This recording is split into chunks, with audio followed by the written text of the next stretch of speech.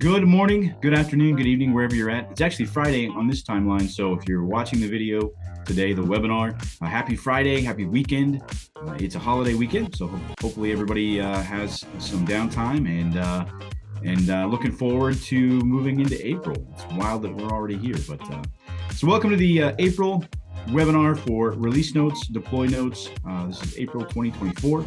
And excited. The last webinar last month did well. I think the analytics show that you guys were checking it out, so you definitely were watching, and I did get some questions. This does frame our office hours, which will be the third week of April on Tuesday, Wednesday, and Thursday for your respective state. Keep an eye out for the email for those. I don't have the ability yet to add you specifically to a calendar invite, so I've had some questions about that. You'll have to bookmark it, or you'll create your own placeholder in your calendar. I'll provide the Zoom information, so you can put that into your placeholder, and then allow your faculty instructors, really whoever wants to attend those office hours, give them access to that Zoom information. They can drop in and out during that hour. It's 2 p.m. Central for all states, depending on what day you attend your office hours. So 2 p.m. Central, we run it for an hour. It went really well. The last month in March, our theme was support services. So we did go into a little more detail about support services, how to escalate a case. A lot of good information there. I'm going to recap that real quickly during the webinar today, and then we're going to go into our theme this month, which I'm really excited about, is training services. That's right, training services. What do we have available for you that you can use to train your instructors, your faculty, your staff, to train the Canvas administrators that are working in the platform? What do we have for you? And we're going to do a real quick coverage, talk about the resources you have in your community. If we haven't met yet, by the way, my name is Jonathan Bernos. I'm your customer success manager. I think I've gotten around to everybody so far, but by chance, if you're joining this webinar today and we haven't met, hopefully we'll get to meet in person or in Zoom person in sometime in the next month or so. But I do want to start to reach out. You'll see emails from me that'll begin to establish a business review, quarterly business review. I like to do these once a quarter, where we're kind of looking at your usage data. It doesn't have to be real in-depth. I prefer a call so we can have some conversation and kind of talk about how your configuration, how Canvas is configured, talk about some other Instructure products and integrations that are available to you. But if that doesn't work out, I'd at least like to get you the data so you'll have that. We can if you have questions about it, you can always ask. So those will be going out again this month. And let's jump into our webinar for April. Real quickly, I want to go back into a couple notes here. Let's jump into support services. There we go. So last month in March, we introduced kind of a resource reference slide for urgency scale escalation steps with Canvas. If you have a case that needs to be escalated specifically for Canvas, and this will also apply to Instructure. So if you have other products you're using, if you're using Credentials, Catalog, Studio, any of those big ones, and you have cases, you still follow the same process. Hopefully you're aware or familiar with how you create cases in your instance. If you're not, talk to your administrators, your Canvas administrators at your school. If they're unsure, or if you ultimately can't get an answer, come to me. You can email me, let me know, and I'll help take a look at your configuration, make sure that it's going to the right place. One of the most frustrating things is if cases get kicked back and forth. If they go to support, they're kicking it back to you with questions. We want to eliminate that. We want to get them to the right person, the team, support team, as quick as possible. We want to get resolution. So we do have some resources. I'll drop these into the email and share them. Looks like I have somebody dropping into it right now. That's awesome. So this is just a slide. It's a view only. It allows you to kind of see what should be escalated, how to escalate that. If you are a Canvas administrator, if you work in the console, the admin console, which is your relay, your home base, to act as a level of supervision for our support team, whether you have standard support or you have tier 1, our top support services, you have a contact point to our support team, and we encourage you to use that. If you know what needs to be escalated, I've been telling everybody, I encourage you to ask for the escalation within the case when you create it. Put in as much information as possible, and then ask for the escalation, and that'll get you moved into the right team. Within that documentation, in that slide, There's a great document here, support best practices. You'll see it's got some links included that include also this urgency scale and escalation. But they also include this CSM versus support document, which I think is fantastic. If you're ever unsure, this is a great resource. What should go to me as your customer success manager versus really needs to go to support. And to boil it all down, to make it as simple as possible, if it's a button that you're pushing and it's not doing what you think it should or you expect it to, it's broken, it needs to go to support. You can copy me on it. I always encourage every instance that I work with, all schools. If you're not sure, you can always copy me on it. But the very first step to take, even if you think it should go to me, is to create the support case first so we can document it in support. I'll have a case number as a reference point, and then I can work from there kind of on escalation if it needs to be internally. But you'll see here the document, CSM or support. This is what it's talking about. Different questions and topics, how to contact, tips, availability. All that applies. If you, again, it's technical in nature, if it's broken, if it's not doing what you expect it to do, go to support. Anything else that's strategic, high level, LTIs, configuration, are we using the proper services? Are we using the product that we should be getting through our Canvas contract, through our Instructure contract? That's going to go to me. And if I don't take care of it personally, I will figure out the right teammate to get it to, and we'll make sure that it gets resolved.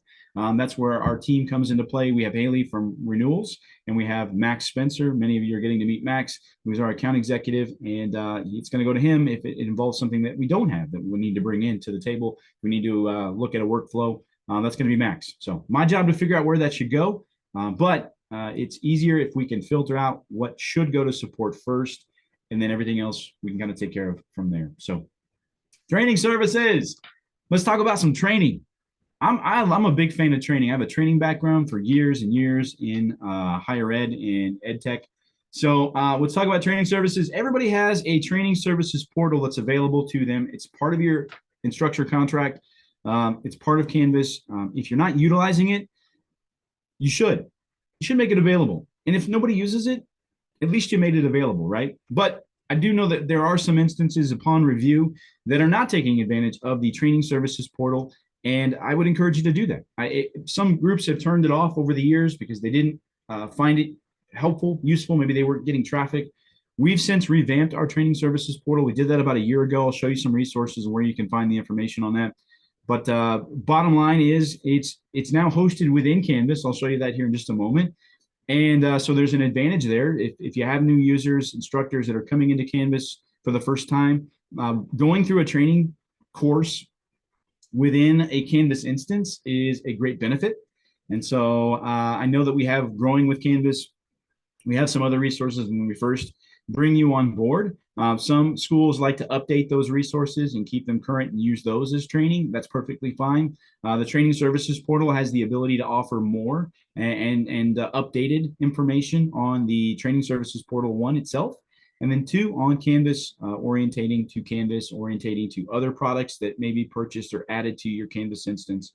For example, if you add credentials, you'll have a training webinar or training course available in the portal, available for your users and instructors to learn about how to use credentials. So take advantage of that. We're going to go through the levels, but baseline, if it's added to your instance, you should go into your help navigation. It'll be training services portal. If you don't see that, contact me, let me know we need to get it added back. Especially if you're now considering, okay, maybe we should use the training services portal. When a user or an instructor, and it's kind of role-based, so they're only going to see what applies to them. If I'm a teacher, if I'm an instructor, I'm only going to see the courses that really apply to me. I'm not going to see the ones that really my students need to use or can use to orient to Canvas. So I'm going to jump into a learning view. This is more of an admin view right now, so I want to be able to show you what you would see if you're in the training services portal. If you don't see this, please let me know, and we can look at the configuration again. But as a learner in the training services portal, first notice that you're in Canvas. Now, you're in a different instance, but it's connected to your instance. So it's great that it's presenting Canvas. You get to see Canvas being used in a display, and in the area that you'll see less within your training portal. Again, because my admin settings allow me to see more, have a little bit more control. Try to remove some of that and just kind of see what's happening here in the middle. But depending on what you are, which most of you are going to be higher education, you're going to see the sessions, the training courses that are available for you here in the middle. Opening Canvas, new training services portal walkthrough. If you have a different level of training services, a higher level, which we have, and they're very affordable. So if you're unsure, if you're like, we don't want to pay for training services, take a look at it, evaluate it. If it's something that could be a benefit to remove it from your plate and to put it onto ours for your instructors, for your end users, consider it or evaluate it, and we can scope it out and kind of see if it's a good fit. If not, totally understand. We have live webinars. We have a calendar of training events that take place the higher the services. So if your standard, your baseline training that's free built into your contract, you may not see all of this, but just know that it's available and we can add it at any time. But definitely know if you have questions, let us know. There's some information. I'll include this in the email. This is the information on the training portal and the subscription services that are available. Again, you have free, essentials, standard, and premium. All include different levels and different available resources for you that will be placed into the training services portal. So take a look at this as I kind of disperse this out to you guys through email. Can't talk Friday. We also have some documents here on the training services portal itself, a checklist to see, one, is it enabled? And then two, once it's enabled, are we using it in the correct way? Is it displaying the information that it should be? So I'll send that out to you all as well. And that's great for us as something to review. And then, oh, that's not it. So we'll definitely take a look at the different training services and what's available there. Yeah, so training services. Again, I'm going to have questions as I start to interact with you all individually, different schools. My questions are going to be, are you offering any kind of training for your instructors, for your teachers? And then what is that training? Is that in-house? Are you hosting it? Are you building it yourself? Do you have a training team? If not, have you looked at the instructor training services, our learning services team? We can build all of that. We can customize it. We already have all of it built out as it is, and it's all really helpful. And all you have to do is just kind of offer it up or make it available. So free training services, again, it's free. It's available. If you're not using it, point to it. You're going to get as much traction and traffic to training as you promote it. If you're not promoting it, you're definitely not going to get much traction to it. If you're using the Canvas community or the instructor community and documentation as training, just know that there's going to be some gaps there. If you're showing them where to drink, but yet you really haven't taught them how to drink yet. I know that I'm trying to play off the parable of the teach them to fish or give them fish. You kind of have to do them both in between with training to get them started, which is to kind of teach them, hey, how do we get to the water? And then here's the water. That's documentation. Training services, there's a lot more hand holding. The other great thing about the portal is you get data, you get reports, you can see who's completing these training sessions, who's going in and taking a look at them, and then we can follow up with additional resources. So I'm a huge advocate for training. If you're not doing it, evaluate it. Let me know if you have questions. Also, faculty or administrators, Canvas administrators. What type of training are you offering for Canvas administrators? At the end of the webinar today, I'm going to talk a little bit about the Canvas Certified Technical Administration program that we offer, which is training for Canvas administrators, which is phenomenal training. We've got great feedback on it. It can be very personal, but I want to include that or let you guys know a little bit about that as well. All right, let's jump into Friday, April release notes. This is what you're here for, right? So sorry about all the commercials in the front end, but wanted to get a recap on that information and talk a little bit about training services, get it in your brain, get you thinking about it. Right, release notes for Canvas. That's going to be our primary focus here. Again, you'll find them in the community and structure community underneath products, Canvas LMS. Here we are in the release notes tab just down below. I'm going to cover the 420 release notes today and the 327 deploy notes. Let's jump in. 420. What's going on in the upcoming release in April? Well, that's a fairly big release. We're going to see some common themes that we've seen in the past few months at the end of last year, which are going to be around assignments, around gradebook, around new quizzes, and around reporting. So all good stuff, definitely needed. When we look at the release notes, remember, we're going to see who's impacted, who's going to have the benefit of the release or the enhancement that rolls out here on the very top. And we see this first one is going to be for administrators, Canvas administrators, and instructors.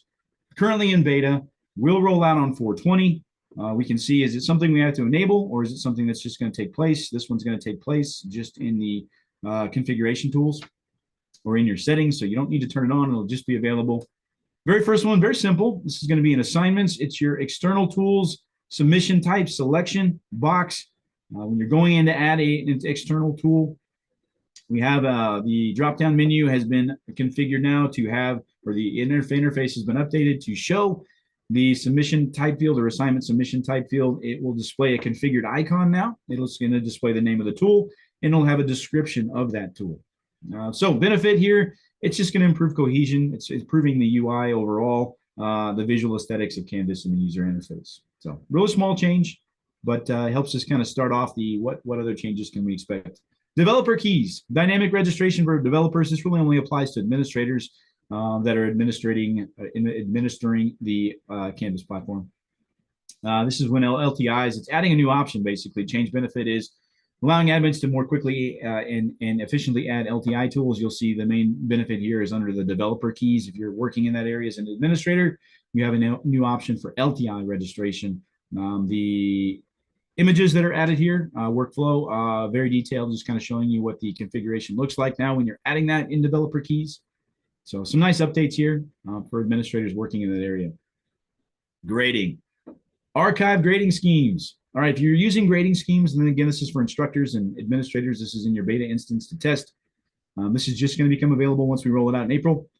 This is giving you an option now. If you work with grading schemes as an instructor, the interface has been redesigned. You can now archive grading schemes as well as edit the name and the description of the grading schemes currently that are in use. So just gives more flexibility.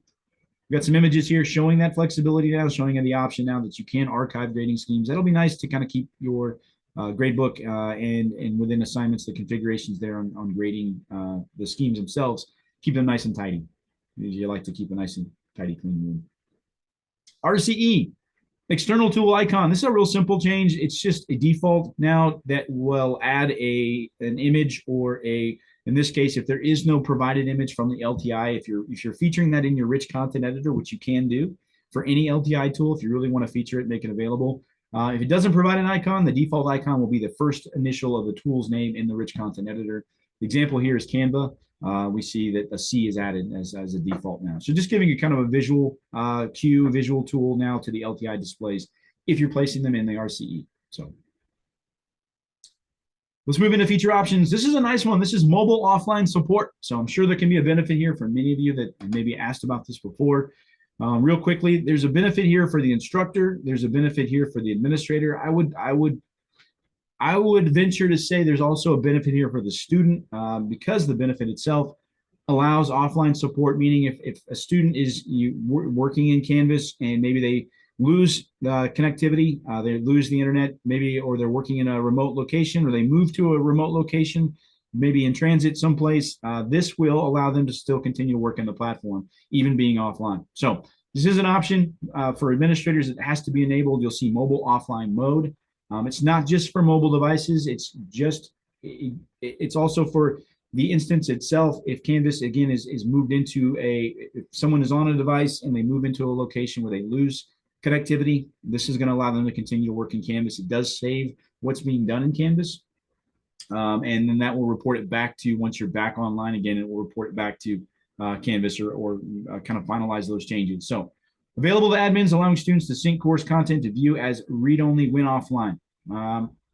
So moving back up a moment, I think I just made it maybe as I presented it, making changes. Let's take that out, read-only view, but still allowed to be in Canvas, working within Canvas on what's available. So it's good. It's good again because it's kind of a built-in safety, and they won't lose their content, or they won't lose what they're viewing while they're using this, or that's part of the change benefit. So if you have more questions about this, let me know. We can take a look at it. But again, this will be available, and it's currently in your beta available, and will be available in production on 4/20. New quizzes. We've added some new quizzes reporting. So item analysis report has additional data. That would be the essay and file upload and the numeric answer frequency summary. The distribution chart for the file upload and essay and file upload, and then the aggregation for numeric answer frequency summary, both offer CSV support. We have a little bit of extra information, but basically the reporting is just available now where it wasn't before. Raw points and percentages on the moderate page. When you're moderating, new quizzes moderation page, the configuration icon has been added to the score column, which will allow you to switch between percentages and raw points in that display. So nice little tiny enhancement, but I think can be beneficial based on feedback we received before on the reporting display here for the moderate page. View log question position down below. This is nice too. And the new quizzes moderation page view log will now include the question position of the answered question. So you'll see in that log, some of you are familiar with going in to take a look at when questions are answered in the log. It now will display which question in the order that it was answered in. And that's also been based on feedback we've received in the past that to add this enhancement. You'll see that's actually related ideas up above view log and new quizzes needs. Useful information. Here's some of the useful information that's been added. And those are the big ones. I'm going to skip the consortium update for now because I don't have very many consortiums. If you don't know what that is, don't worry about it because we don't have to talk about it. No big deal. Scrolling back up here, I'm going to go into the Canvas platform deploy notes real quickly. There's two different deploys I want to talk about that just rolled out on the 27th. If you're watching this today or after the 29th, if you're in April, then this was a 327 deploy, which included two changes or two updates, gradebook and your reports. Within gradebook, the gradebook period filter update. So we've added some additional information. So in the gradebook, the start date, end date, and closing date display when filtering by the grading period. So just more streamlined, give you a little more versatility when doing that, using the filter in the gradebook. The second and last update for the deploy is the provisioning report update. Provisioning reports itself, you're in your saved or canned reports as an administrator. You have a provisioning course CSV report that will now include, this change has been rolled out, the Canvas Blueprint course ID. So again, small, it may seem like a small change, not much here, but it's actually a large change or an update enhancement to that report, which we don't update the canned reports often, but this is a good change. It's again based on feedback. Related ideas is displayed there to be able to get more information on if you're using Blueprint courses and using those IDs. Those will now appear in the provisioning report, which I know is actually a report that's used still quite a bit. So there you go. There's your deploy notes. I'll make mention that in the other products, if you want to see updates, which we didn't have very many this month in April for anything else, but if you are curious, definitely go take a look at some of the other products, especially catalog and credentials. I'm going to be talking a lot more about catalog and credentials because, again, I'm tying this into training services. If you're not offering any type of internal training, faculty training, instructor training, but you're thinking about it and you would like to be able to track it, credentials or badges are free within your instance. And this is a great way to kind of incorporate into training that when an instructor finishes a course to track that, you can award a badge. A badge will be attached to that instructor or to that learner, and then you can track it. And then we can talk about catalog also for asynchronous courses and other opportunities. I know that we're all kind of in the same boat and struggling with enrollment in many ways. And so we're looking for non-traditional ways to engage learners. And sometimes those learners may not be in your instance or maybe a part of your institution yet, but you want to pull them in from outside. Catalog is a great way to do that, along with credentials. We're looking at other ways besides traditional degree paths within your institution or within your instance to offer courses, and that's courses to increase engagement and to increase adoption. And then there's a lot of instances that are looking at ways to monetize that outside of the institution for those learners that may not be a part of your school because they're not on a traditional degree path, but maybe they are interested in taking courses or getting certifications from your institution. Well, there's a way to monetize that using catalog and using credentials, and they all integrate really well with Canvas. So again, release notes are included for all these other areas. I'm not going to go through them this month because really there were no big changes. So we're going to leave those off. A couple of things I do want to touch on real quickly. Canvas Certified Technical Administration or Admin Program. There's an FAQ here. I'll share this resource with you. This will bring you into all of the information about CCTA. If you're not offering it, first, it's a nominal or small fee for this. It is something that is a certificate that will go with you. It's something great to put on the resume when it comes to what certifies me, what gives me, shows my technical abilities within Canvas. But even better, it's also customized so that it's really gets in depth and in the weeds on your instance. So it's not just about Canvas as a whole. It's about how does your school use Canvas? How is it configured? It also does a real good review of if it's been some time since you've looked at your orientate or like how you oriented Canvas for your institution, how you've configured it. This will bring you back in and have a checklist and walk you through steps to kind of take a look at why did we set it up this way? If it's been set up or it's doing this because it's always done this, well, maybe things have changed. It would be better if we change that configuration. CCTA will help you kind of evaluate that. So it kind of takes you back to the beginning of implementation, which for many schools has been a long time. And this will kind of help make those updates that may be needed or may be beneficial for your workflow, for administrators moving forward. It is an asynchronous course, but it does kind of involve a cohort. So you're going to be placed with other CCTA learners, and that allows you to network with them. We do open up the networking channel, so you will talk to other instances, other schools, talking about how they use Canvas or maybe how they configured Canvas and what works best for them. Upcoming dates, we start a cohort, which may be a little late for this one, April 1st. We'll start another one in May, June. Once a month, we run the cohorts. All of in the resource slide, this will talk about kind of what you'll learn, how long it may take. And so as we clip through this, and again, I'll let you guys kind of open this and review it. This will kind of talk about what's involved. There are 2 core courses that are involved in the CCTA program, and then you can choose from a number of elective courses. Give you an example, one elective topic might be APIs and learning how to use APIs a little bit more and better to get some of reporting or get data out that maybe you haven't been able to access before. But as an administrator, from that standpoint, that might be something of a benefit that if you can learn that process a little bit more. Sometimes with institutions, you rely upon your sys teams or external teams to kind of work with Canvas data. But if you want a little bit more control over that, or you want to at least a little bit more know-how so that maybe you can kind of pull some of that reporting yourself as a Canvas administrator, this would be that's a great elective track to take. Time commitment, 3 courses, again, run for about 6 weeks, total of 18 weeks commitment. But again, you do have kind of a self-paced. So if you're doing other things, which we know you are, this definitely works along with that. And then what have folks said about it? We've got some great feedback on the course. It's not just an opportunity for me to try to get you to move into a program or buy a program. It's a great benefit on the support side for us at Instructure. It's a great benefit for me as a customer success manager to know and see that somebody is CCTA certified. We typically have a little more different or strategic outlook over the instance once we have a couple seats or a couple different administrators with the CCTA certification. So there's all kinds of great feedback from different schools. I'm happy to provide that, but I definitely would encourage you to take a look at that, evaluate it, see if that's something for you. If you have questions, we can definitely package in seats together if you have multiple users and administrators that are interested in taking the program. One is powerful enough in your instance, one administrator that's gone through the CCTA program. So again, I as a former trainer, this is a fantastic program, and it's very applicable, and not just for Canvas, but for your instance and how you use technology, namely Canvas, other Instructure products within your particular instance. So this is fantastic.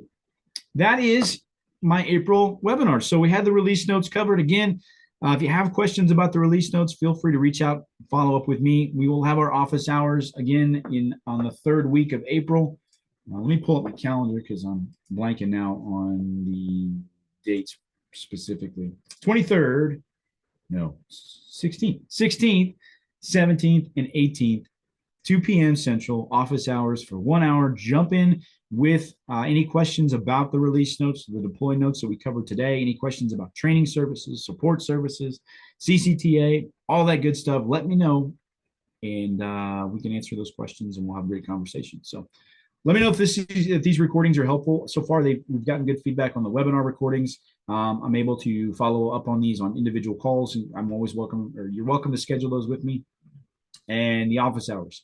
Again, the theme this month is training services. We'll be taking a kind of an in-depth look at that. And then look out for emails talking about your quarterly business review. We'll take a look at your usage data. We'll have some conversations around that as well. So my name is Jonathan Vernos. I'm your customer success manager. Reach out if you have any questions at all. And hope you guys have a awesome weekend, because today's Friday. Whether it's Friday when you're watching this or not, just know that it's Friday somewhere. It's like 5 o'clock somewhere. It's Friday. Enjoy the weekend. You guys take care. We'll see you next time.